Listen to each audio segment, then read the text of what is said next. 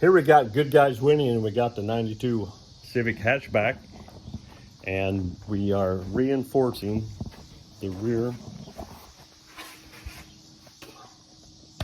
cross strut tower deal. So everybody's racing them up. I put a spacer up here, 5/16 washer, and on the back side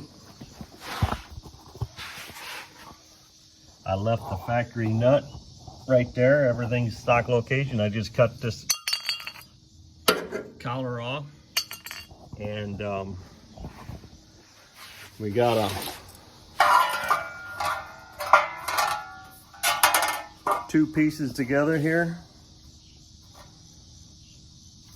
That's gonna get welded in place.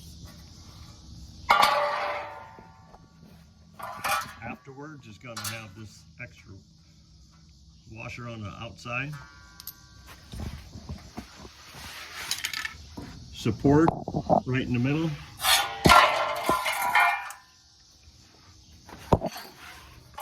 This will go up, fit like that,